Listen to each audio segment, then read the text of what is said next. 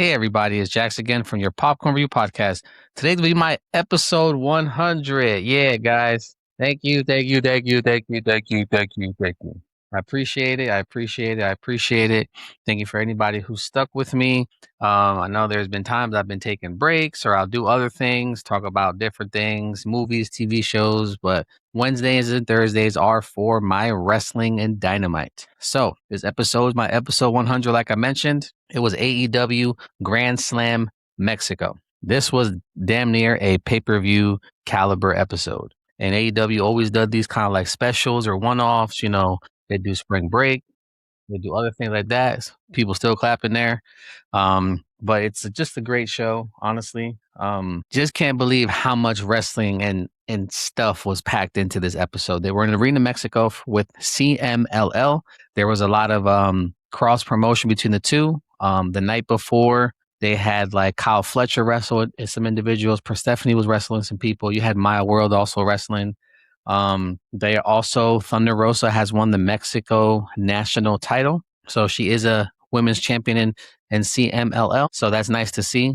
She lost her title, had to relinquish in AEW. So it's nice to see that she's still getting her flowers and still being able to do what she loves. Can't wait till she comes back and wrestles possibly full time in AEW. But for right now, she's doing her thing in CMLL. Now, this started off with a tag match for, I think it's a four-man tag or 8-man tag rather.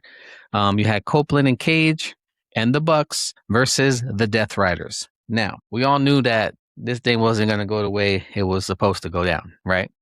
But it started off like a good match, like it typically would. Copeland was happy to see the Bucks. Cage was kind of like, it is what it is. And it's funny because I think Copeland brought it up last year how he's able to pull off a turtleneck with no sleeves. Like it's crazy. Like his attire is a little out off the wall there, but it is what it is. Good match. The Bucks and Copeland and Cage were working well together. The Death Riders were working well together. Honestly, it was just crazy how well the teams are working, especially never working actually together. The Bucks and Cage and Copeland. One thing that I can honestly say was we all knew it was going to break down, but they were doing so well. Super kick party. You had Cage low blow one of the guys. Then you had the Young Bucks and almost called them Edge again. Copeland super kick party.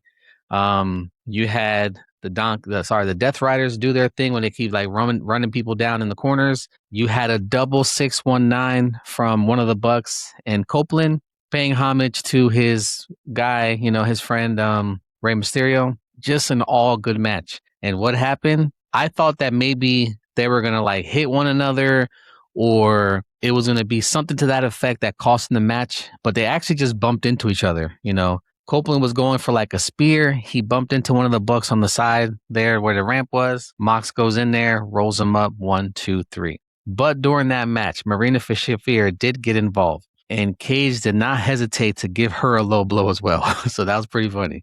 But in all, decent match.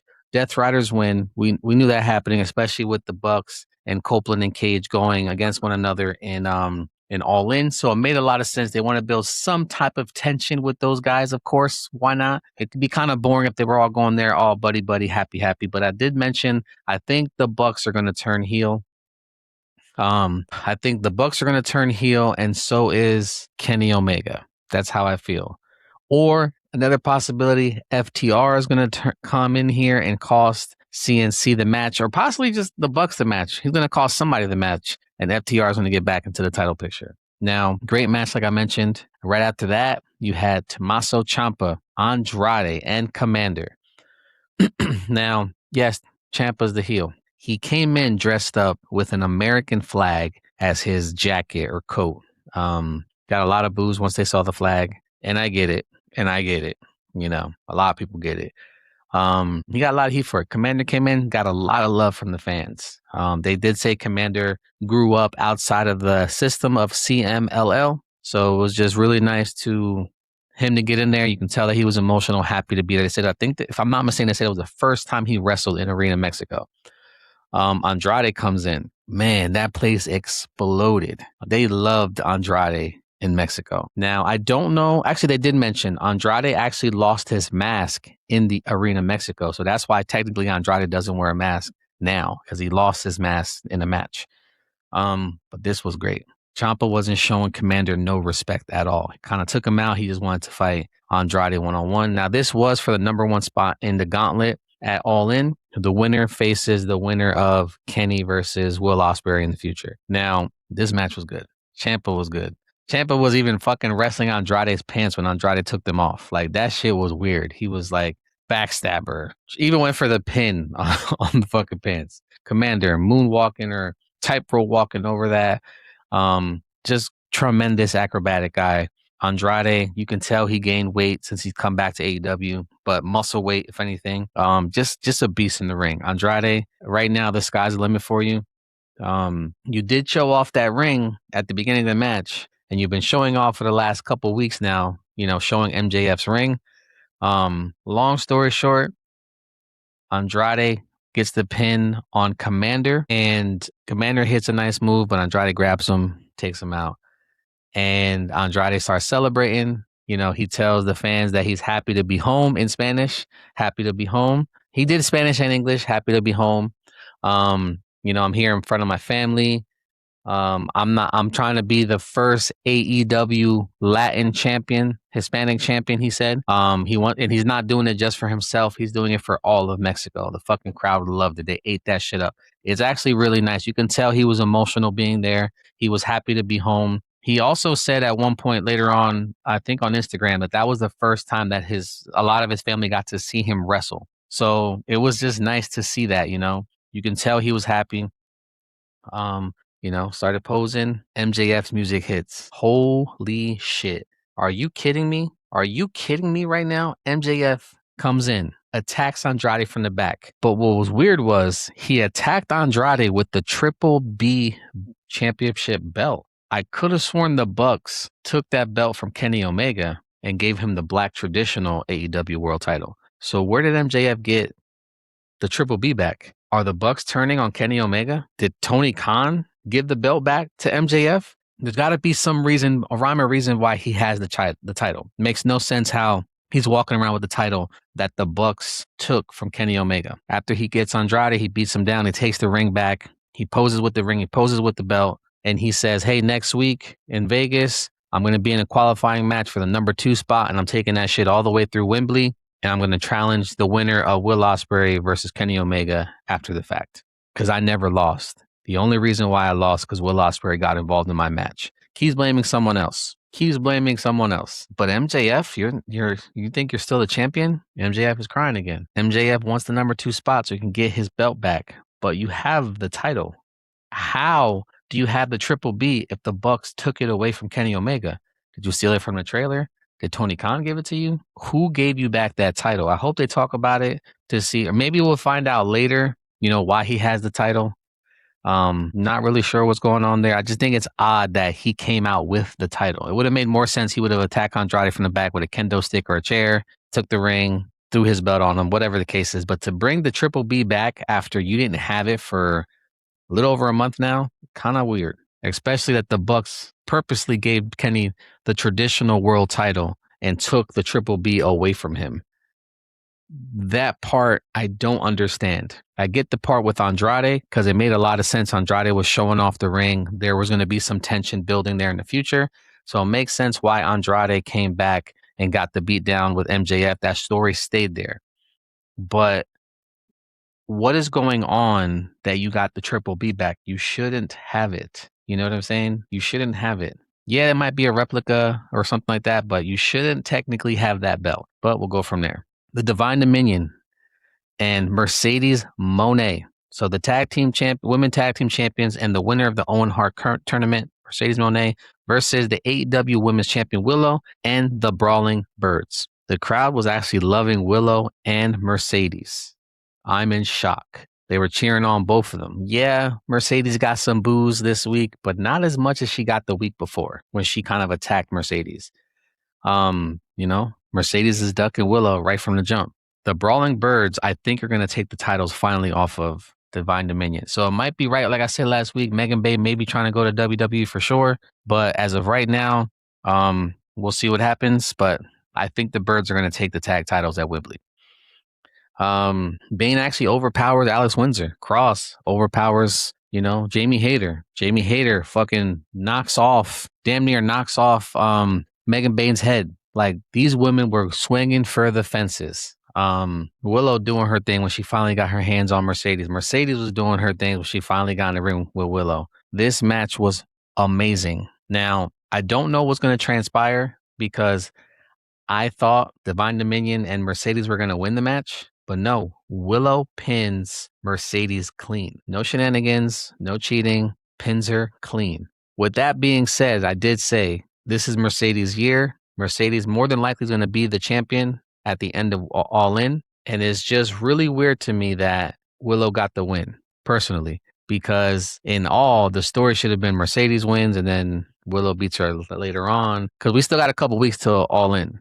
So it's just really odd to me that they gave Willow the pin. I'm happy because they're still showing Willow's a strong champion. But is she going to defend the title, or is it just straight up at Wembley she's wrestling Mercedes? Because if that's the case, there's going to be a bunch of tag teams and a bunch of trios matches until Wembley.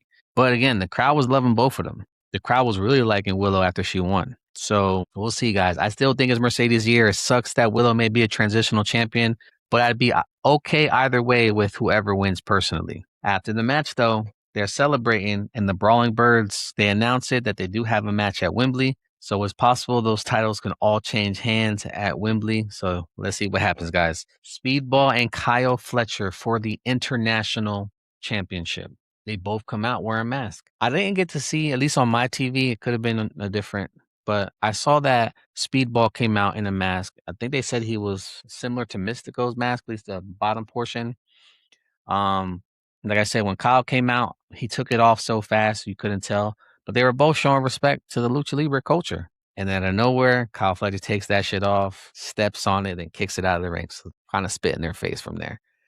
And like I mentioned, Kyle Fletcher kicks that mask out of the ring. So it's kind of weird. Showed respect before you came into Arena Mexico and then kind of kicked it out of the ring. But this match actually made Bailey look really good. Kyle Fletcher, we could already know, wrestles his ass off. But Mike Bailey was doing this thing. And like I said, when I first saw Mike Bailey, I was like, not really seeing it. But it's growing on me. Do I see him as a singles champion in the future? Maybe. I don't think he's going to beat Kyle. He sure as hell didn't tonight. But it was a good match. You could tell Kyle Fletcher couldn't put Speedball down. Speedball was not staying down. He kept jumping out of close threes, taking hard-hitting moves, took the brain buster, slams, like Taka Michinoku driver. Like, he was just fucking Speedball up. And Speedball was swinging for the fences with his kicks. This match showed that Kyle Fletcher can wrestle with anyone. Now, this was kind of like the rubber match. They were 1-1, so now Kyle has 2-1 over Speedball. So I don't know if they're going to wrestle in the future, but Kyle Fletcher does pull this off. He starts celebrating.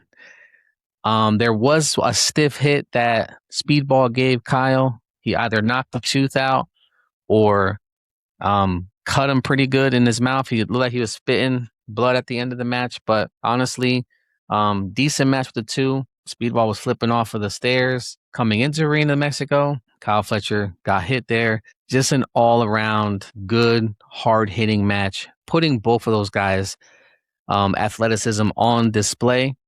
Like I said, Speedball will be a singles champion soon. I just don't think he's going to beat Kyle Fletcher anytime soon, personally. But like I mentioned, Kyle Fletcher was celebrating. Kyle Fletcher was happy to win his championship match or retain his championship during the match. Now, what was weird though, Okada's music hits just what they did to Kevin Knight last week. They interrupted his match and celebration. They interrupted. Okada interrupted, gave no shits, looked at Kyle, was like, and walked in the ring. Ichiseto comes in. He's the world champion in CMLL. I think he's had it for a few months now. Not sure. I think he beat Claudio, if I'm not mistaken. Or at least that's what I think. I'm not sure who he beat, but I thought he beat Claudio.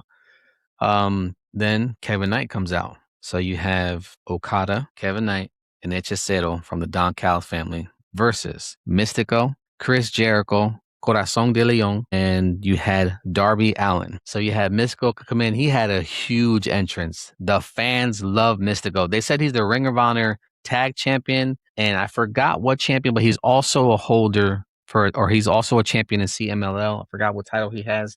So he's a double champion. I think they also say he was a trios champion. So Mystico got 3 titles, if I'm not mistaken. But came out with 2. Now, I didn't pick this up till somebody talked about it on Instagram. He came out with a mask that was kind of like his mask on one side and a skull face on the other side. And then Darby Allin came out. And Mystico took the mask off, and he had his traditional mask. Somebody online was like, yo, he had Darby Allin on one side and himself on the other. And I was like, oh, shit, I never picked it up until somebody brought it to my attention. I don't know if that was their intention, but it looked legit. So possibly that's what was happening. Now, Chris Jericho came out in his old attire that he used to wear in Arena Mexico when he wrestled there. He said it's been like 30 years or something like that. 30 years plus, I think it's like 35 years. But he used to wrestle there, had his orange shorts on, his leather jacket. So Jericho was feeling himself. Now, even though Hechicero is part of the Don Cal family, they were loving him. The crowd was all for him. Anything that dude did, they didn't give 2 shits.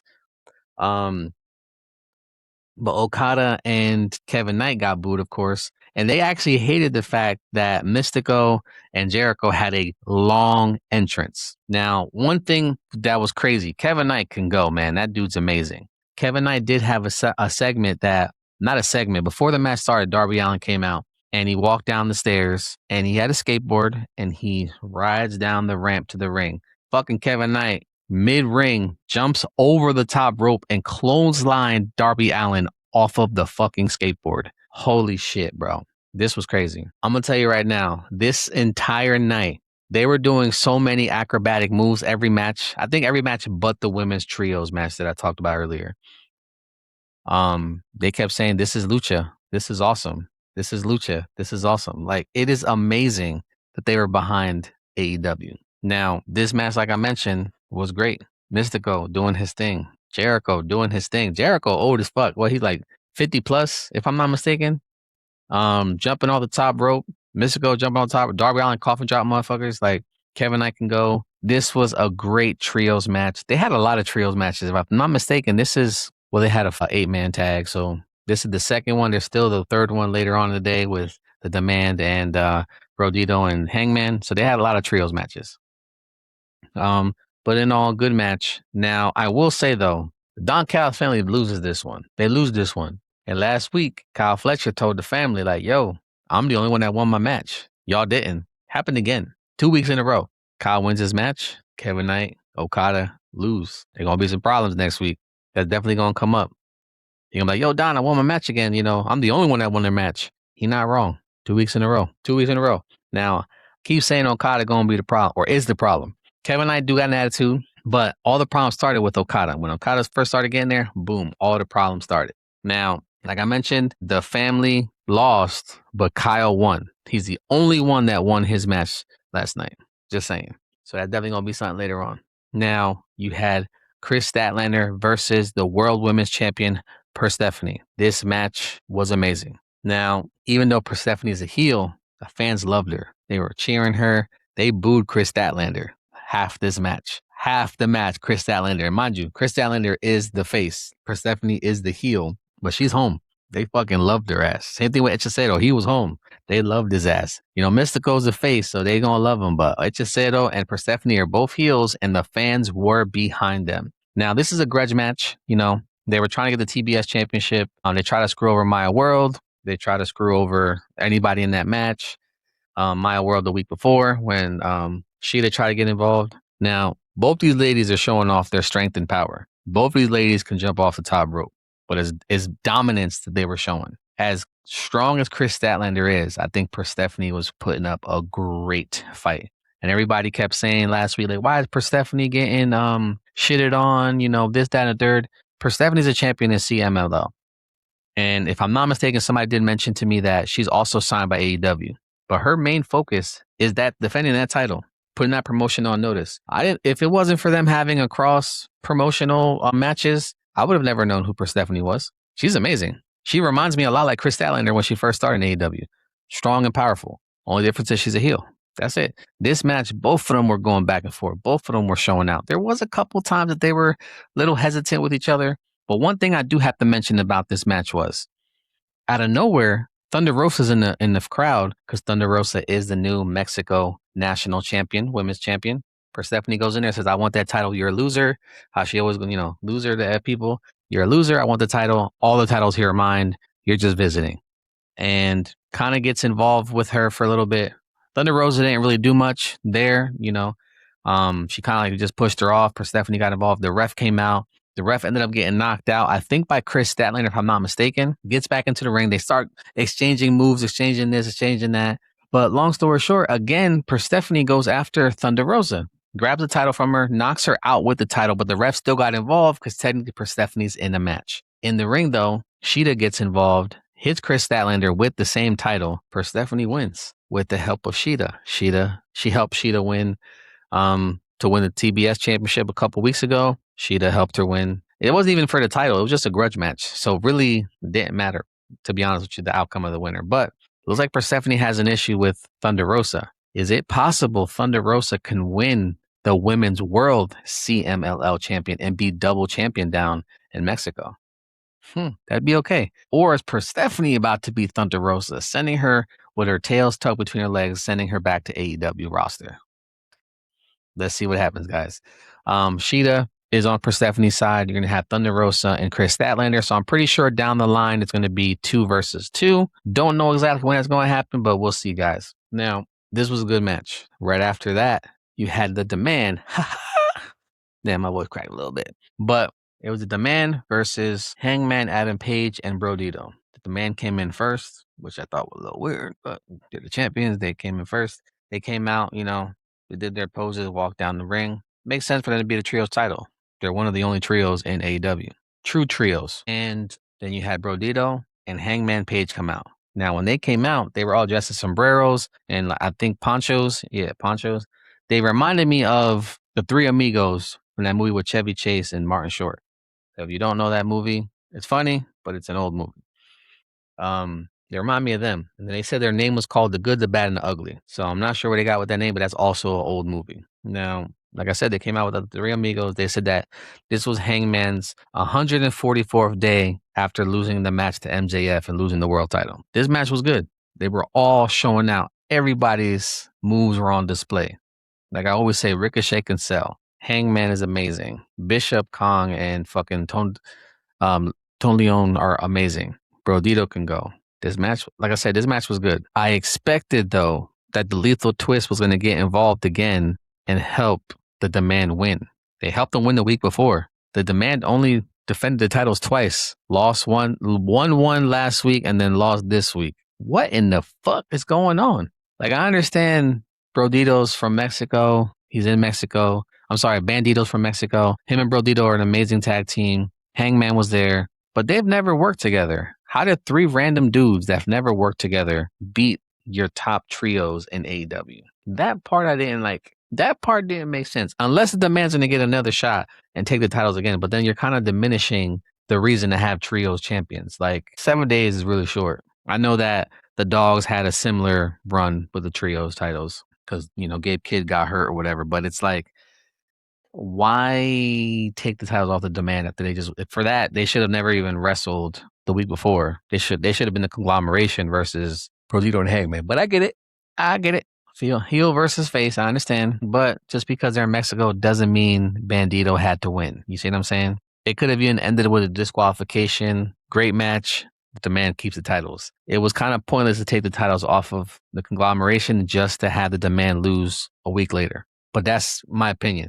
That's the outcome of the match. The only thing I complain about. Other than that match was amazing. Ricochet is now a 2-time champion in AEW. If I'm not mistaken, GOA is either first or second time champion in AEW, so they're still getting their flowers, but the outcome of the match didn't make sense to me. But we'll see where this goes from here, guys. Now, the main event was Mark Davis versus Will Ospreay in a no DQ Mexico street fight. These motherfuckers hate each other, or at least act like they hate each other.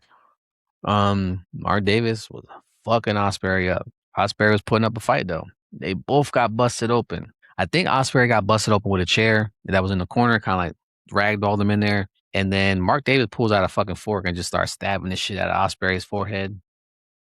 And then Ospreay turned the tides on him later, stabbed the fuck out of Davis's head. Davis was bleeding. Now, I'm not going to lie. This match had chairs, barbed wire. These guys was nuts. Now, I expected maybe more in the arena, but maybe because in Mexico they don't allow that. I don't know. But these guys were fucking each other up. Will Ospreay hit the Styles Clash. Mark Davis hit a pile driver. Will Ospreay hit a pile driver on the apron, which I thought he killed Mark Davis. I'm not gonna lie.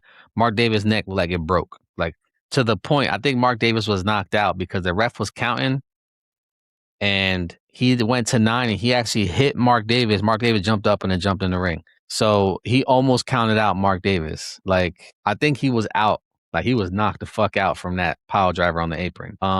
But they couldn't put each other away. They kept fucking hitting each other with everything they had. Couldn't put each other away. Will Ospreay finally hits the Styles Clash, hidden blade, still couldn't do it. He takes the barbed wire, wraps it around his arm, hits him with the hidden blade. 1, 2, 3. Will Ospreay wins. Now, Ospreay does have to wrestle Kenny Omega at All In. There's still a couple weeks left. You figure about 2, 3 weeks left until All In. What do you think is going to happen next? I personally feel like someone's going to turn heel, but I think it's going to be Kenny Omega. It's going to suck because it's Kenny Omega's second title reign. He was a heel first, and now he looks like he's turning heel again. I don't see Will Ospreay doing it yet. Maybe Will Ospreay will do it later when Swerve comes back. I don't know. But as of right now, Will Ospreay is looking really hot going into Wembley. Of course, they're going to have some exchanges or more matches. There's a couple weeks left. Like they're going to do something to build that momentum towards All In. It was a great episode of Dynamite, guys. I'm gonna give it about 8.5, 9. And that's only because of what happened to the demand. That shit didn't make sense to me. Why did you give them the titles if they weren't going to successfully defend them and win? That was pointless. Yeah, you have Hangman a champion again, but he's been a trios champion already. I don't think Bandito has though. Or Brodito has. Yeah, Bandito and Brody King. Actually, no, Brody King was a trios champion when he was with the House of Black. So Bandito was the only one that wasn't a trios. So Bandito has won trios in AEW. He has won doubles in AEW. If I'm not mistaken, Brody King has won trios 2 or 3 times. If I'm not mistaken, Hangman is 2 or 3 times. It's like anybody you put Hangman when he's winning the trios titles. Like what the fuck? Like I mean, man is good, but you can't make everybody that good. Like come on now. But can't wait to see what happens with Persephone and Thunder Rosa. Sheeta and Statlander are gonna come to a head at some point. I've been saying it for a couple weeks now, maybe even a month. Kyle Fletcher probably gonna be leaving the family soon because he keeps having issues with everybody now. He's the only one winning from the family though. So let's put it like that. He's the only one winning. So put up or shut up pretty much. Willow beat Mercedes clean. So I think Willow's dropping the title to Mercedes, but we'll see, guys. Y'all let me know what y'all think in the comments. But thanks for watching. Y'all have a great one.